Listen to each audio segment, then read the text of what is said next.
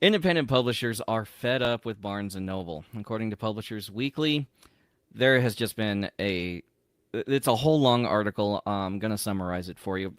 It's no surprise that indie booksellers are pretty frustrated with book chains. Barnes and Noble. This story is going to be about Barnes and Noble. Barnes and Noble has changed its book shelving strategy. They claim that they're trying to narrow their selection and get rid of books that aren't moving anywhere, books that shouldn't be there, to make room for books that should be there. But the ones it's tending to hurt are indie publishers. Okay, so that'll be indie authors and then the small presses who are putting out more niche category books, like a lot of your how-tos, a lot of your nonfiction, a lot of your stuff that people are looking for. Barnes and Noble's position is that these books can be found on Amazon, and so we don't need to shelve these. Okay, because when you're dealing with physical space, that you have a limit on how much physical space you have, how many books you can cram into it.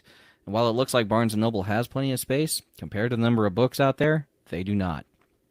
Now, one thing that he is claiming is that he's not targeting indies to keep them off the shelves. He's trying to say, well, we're giving more latitude to our regional and local bookstore managers to put whatever they want on the shelves. I feel like that's ignoring the reality of the way middle management works, which is they're going to do what the big dogs are doing because they want their numbers to go up. And they only have latitude to select books from a pre-approved list from corporate. Right. So it's not really latitude. So Barnes & Noble skews very much to the left. In fact, it's kind of a joke. My wife today was at a homeschool book fair where we're actually doing our book shopping, because Barnes & Noble is very far to the left. But let's say there's a Barnes & Noble in a more conservative area and they want to feature the Tuttle Twins.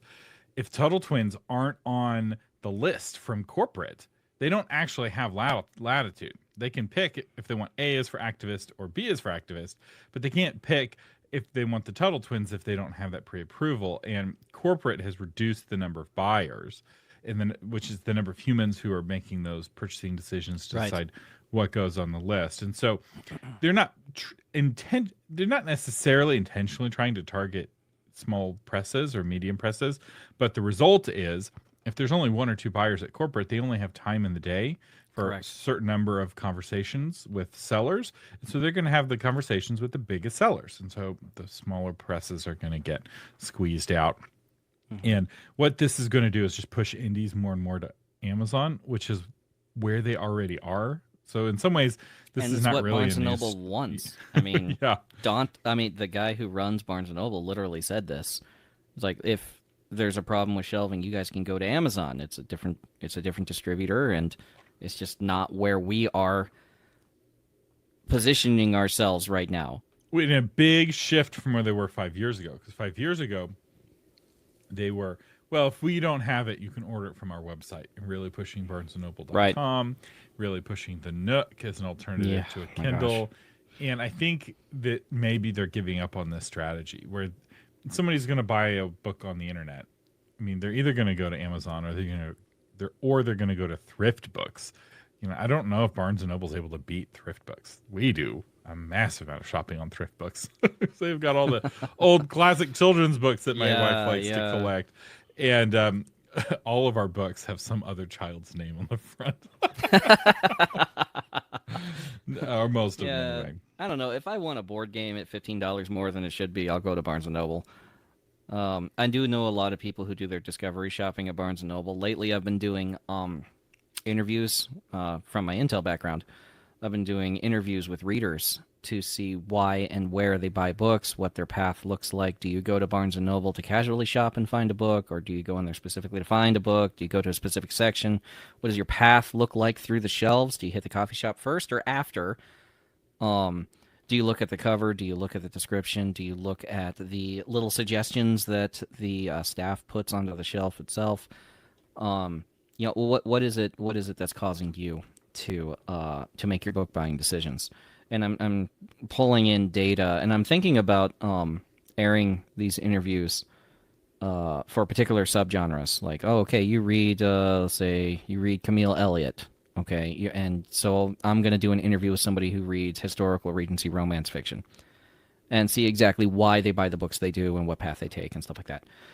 So, this is really important data to let you know structurally how Barnes and Noble is going to deal with your book. So if you're traditionally published, you really got to be like, honestly, Big Five and a big deal with the Big Five to include you in the conversation with the book buyer for Barnes and Noble if you're going to get shelved in Barnes and Noble.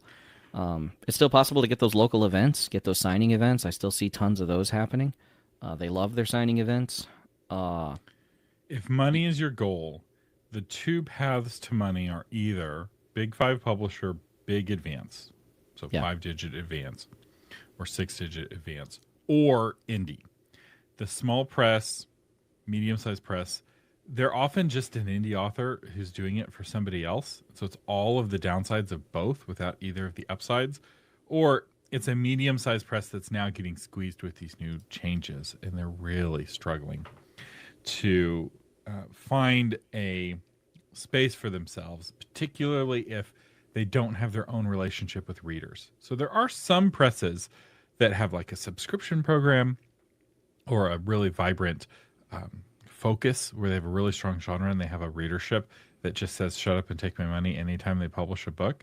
But most small presses are not like that. Most medium presses are not like that. They just take whatever the acquisitions editor thinks is a good book, and there's no particular focus on a particular kind of reader.